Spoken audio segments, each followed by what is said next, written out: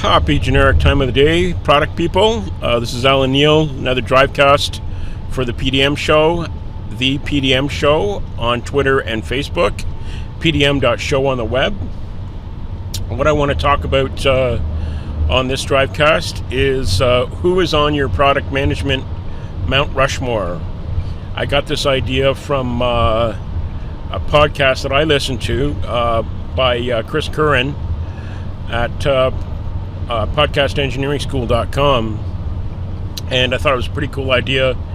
As you may know, Mount Rushmore is a mountainside in the U.S. Where they have a number of the earlier presidents in the United States history carved in stone there. So, question for today is who is on your product management Mount Rushmore? And I've really got two sets of people that are on my product management Mount Rushmore.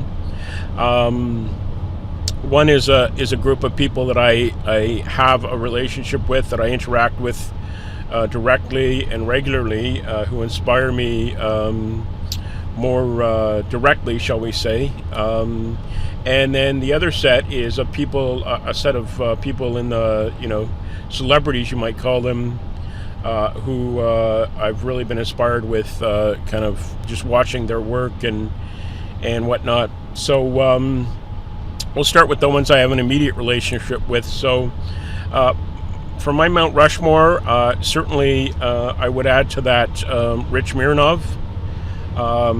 Love Rich's stuff. And, if you're not following Rich Mironov, then you're missing out on a lot of good product management advice.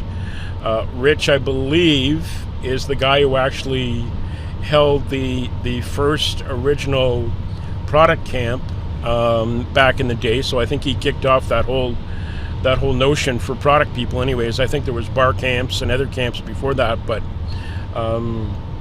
Rich kicked that off, and ever since he's been a favorite of any kind of speaking or product management conferences. Currently, he's operates out of Mironov Consulting, and you can certainly Google him, and strongly recommend following him. He's got an awesome blog that he's been doing for years and years. I try to get him on my podcast as much as I can, although he's a very busy guy.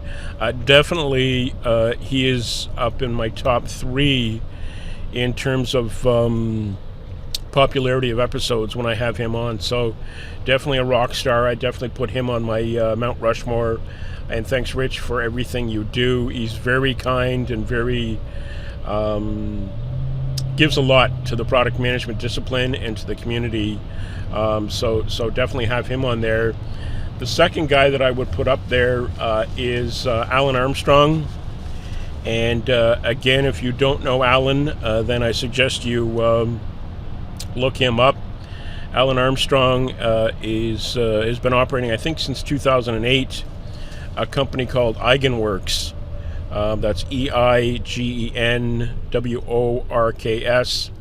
And what I really like about Alan is, he's been in product management, for many years, about the same length of time as myself, I think, going back to the mid-90s. But what I really like about Alan is he chose a specific niche within the product management discipline to focus on. I think going back maybe as far as 2008, which is win-loss analysis. And, that's really awesome because, we get as product managers and for those of us who started in the mid-90s, a lot of general advice, but not a lot of specific, advice and consulting and thought leadership, in specific areas like win-loss. So I really admire Alan for that focus, and he's really turned that win-loss analysis into a real science, and definitely check him out at eigenworks.com. Follow him. and highly recommend Alan. He's been on a couple of my episodes of the PDM show, so you can check that out as well. So Alan Armstrong would definitely be on my my Mount Rushmore as well. Next would have to be the godfather of product management himself, Steve Johnson. I kind of like Rich. Steve has been doing this for years and years. He was at Pragmatic Marketing for about 15 years. Currently at Under 10 Consulting, and if you're not following Steve, then I definitely recommend you do so. A great thing I admire about Steve is he's got an awesome sense of humor, and you cannot survive, I don't think, in product management doing the role without a sense of humor, because it's such a demanding gig. And good advice for anybody. You never want to take yourself too seriously. So Steve is an awesome speaker and presenter, and he's got some really good advice as well on how to manage your product management career, which is something that we could always use help with. I know a couple of years ago I was at a presentation he gave at the Boston Product Management Association, Boston Product Camp, on what to do when the product is used. So check him out at under10consulting.com. He's got a great blog there. And he's written some books too. So Steve Johnson definitely would be on my Mount Rushmore of product management. Next guy I would add is a guy by the name of Saeed Khan. Now, Saeed, I think of as more of a product marketer myself in my interactions with him, but really strong thought leader in product marketing and product management, and like Alan, he is trying to focus these days on a specific niche, and that's metrics. So that's an area that we all could learn a lot from Saeed on the topic of product management and product marketing metrics. So Saeed is currently in his own company, which is Transformation Labs. So you can check him out at Google Transformation Labs. I'm not sure if it's .com or something else, but search Saeed Khan on Transformation Labs. And he donates a lot of his time and energy as well. I know he was recently in Australia at, I think it was a product management festival event, but great person to follow. Blogged for years and years, had a blog called On Product Management, so I'm sure that's still around in some fashion, and you can search him out. Really good critical thinker. Doesn't pull any punches, which is the other thing I like about Saeed. He calls it as he sees it, which can be tough medicine. But definitely he's on my Mount Rushmore, of product management as well. Now to get into some folks that I don't have a personal relationship, but have really inspired me, and I'll start with Marty Kagan, who wrote the book called Inspired, and now I believe he has a book out which I haven't read yet called Inspired 2.0. And Marty, I believe, was one of the original founders of the Silicon Valley Product Management Association, and really amazing thinker, and really focuses a lot on the customer experience. How do we delight our customer? And really great guy to follow. Lots of pearls of wisdom there. So I would definitely have Marty Kagan on my Mount Rushmore. Next guy, that I would add on that. Again, don't have a personal relationship with him, but love it every time I see a post from him. And that's Steven Sinofsky. Steven was the guy behind Microsoft products for years and years. Love or hate Microsoft products as you will. When Steven writes about product management, which he does Not super often that I've seen, but when he does, he's typically right on the money. So if you haven't followed Steven Sinofsky, ex of Microsoft, then I definitely recommend following him, and I would definitely put him on my product management Mount Rushmore. Who else would I add there? Getting more into the celebrity zone here, but I would add Steve Jobs for sure. Myself, and I've gotten tons of inspiration over the years, and Steve, had a bit of a bad rap as interpersonally having some challenges and being a little rough around the edges, but you cannot argue with his results. To have the career he had at Apple, to get bumped out in that whole fiasco with John Scully, and then to come back and turn the company around after being kicked out. Like that's Shakespearean type of drama there in real life. So what a story, and what an inspiration. And there's so much good stuff on YouTube about Steve. There's so many great presentations that he's given, not just the famous ones where he's launching the iPod and things like that, but look for some of the more esoteric ones where he's making or having talks at the developer conferences. Is so much that we can learn from that guy. So Steve Jobs would definitely be on my Mount Rushmore. Another Steve Jobs type celebrity, more current, certainly Elon Musk. And the thing I really admire about Elon is the total scope, just the kind of breathtaking scope of the projects and the companies that he launches. Is just amazing. Talk about a guy. He made his money in I think he exited PayPal with about $400 million or $300 million or something like that. Rather than just sitting back and living off that and kind of coasting, he took that and kind of gambled it in a huge way.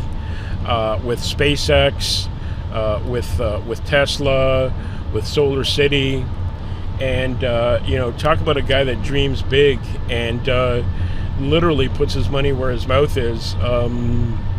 You got to admire that in terms of being a visionary and trying to, as Steve Jobs used to say, put a dent in the universe. You can't get bigger than Elon Musk. So he would definitely be on my product management Mount Rushmore for sure. Last two I'm going to mention probably are a little more esoteric and a bit of a stretch in terms of connecting it to product management. But one guy that's inspired me, and I know he's inspired Alan Armstrong as well, who I mentioned earlier. Is a mythologist who unfortunately passed away in the late 80s. Very famous guy by the name of Joseph Campbell. And Joseph wrote a breakout book, I think it was even in the late 60s, called The Hero with a Thousand Faces. And there's really good stuff in Joseph's material. And what Alan's done with it is really interesting. He's come up with a framework that he calls the buyer as hero approach. And really what Joseph, one of the great contributions he made was, we are all basically living the same human experience. So we look across different cultures and religions and philosophies, and they look different on the surface. But when you peel away the layers and get to the core, what Joseph was really saying is these are all just different expressions of our common and our basic humanity, which we all share. And that's a great message. We all live on this little blue dot, floating through space. It's, whatever, several thousand miles per hour. The spinning tiny globe in a sea of vast space, and that was Joseph's perspective. So he was the guy that inspired George Lucas to write the Star Wars series. He came up with a framework called the Customer's Journey, which is basically the blueprint that almost every movie since Star Wars has followed. We would all do well as product managers to look at that framework and view our customer as our hero, and the customer is facing adversities. The customer is on a journey, and we could, if we do our job well as product managers, we could be like the Gandalfs, to use a Lord of the Rings analogy, the wizard that helps that customer on their journey, and helps them, get to their destination. So definitely I would have Joseph Campbell on my Mount Rushmore of product management and of life in general. Another guy, similar vein, certainly not a product guy, but I've been really influenced in my thinking and my learning and my approach by a guy by the name of Robert Pirsig. Again, he's passed away, unfortunately. Wrote a very impactful book. I think in the late 60s or early 70s, called Zen and the Art of Motorcycle Maintenance. And really, really interesting book. Very broad, sweeping, covers, all kinds of topics, metaphysics, philosophy, values, all kinds of wonderful stuff wrapped in there. And, what Pirsig really tried to do, and, he ended up having, at least for the time, for many years, the most best-selling book on philosophy. I think the only competitor he had was maybe Ayn Rand. So I'm not sure which one of those two won out. But what he was basically saying is that this subject-object duality that pervades our thinking, especially in the West, is really just something that we've created, and I believe he refers to the fact that the Greeks created that, and that we've been living the legacy of that. And what he was advocating for was a different approach, whereby instead of thinking in terms of subject and object, that we think in terms of quality, and that really there's a quality of event, there's an experience, and this is where we can connect this to product management thinking. There's an experience that people have of quality, and it's that quality experience that results in our perception of a subject and object. So really, really deep stuff, really fascinating stuff. And like I said, unfortunately, he's passed away, but you can definitely pick up that book, Zen and the Art of Motorcycle Maintenance. He wrote another book called Lila, which was less successful. And there's an organization on the web, MOQ.org, stands for metaphysicsofquality.org, where a lot of his followers have continued his thinking. So I would definitely include him in my product management Mount Rushmore because of his approach to life, and where you can take away from that as a product person is if you look at your customers, then obviously your customers are looking for quality experiences. What you have to do is that they're just looking for quality. So either they perceive it or they don't. They don't think the way we do in terms of technology stacks and layers and protocols and and all of this. They're taking a much more visceral approach, which is, either I'm having a quality experience or I'm not. We, however, have to think more in terms of what Robert Pirsig called a classical view or a deconstructionist view, which is, okay, what are the specific things that make up that quality event, and we have to think about things like technology stacks, user interface designs, blah blah blah, all of this thing, and the metaphor Robert Pirsig uses for this duality of the quality experience versus the classical kind of deconstructionist perspective is the motorcycle. And in the story he tells in Zen and the Art of Motorcycle Maintenance, he basically says, he's got a friend by the name of John Sutherland who has a nice shiny BMW motorcycle, and he doesn't care. John doesn't care how that motorcycle functions, what the components are of it. He doesn't care about drivetrains and gears, and he doesn't care about maintenance of that motorcycle and understanding how the motorcycle works. He just wants to experience a reliable motorcycle, a motorcycle that gets him from point A to point B. Pirsig contrasts himself as the archetype of the classical view, which is, Pirsig wants to understand what makes the motorcycle run properly and how do I maintain it so that I can deliver that quality experience. So I guess what I'm saying here is connecting Zen and the Art of Motorcycle Maintenance to our world as product managers. We are the Robert Pirsig character in Zen and the Art of Motorcycle Maintenance.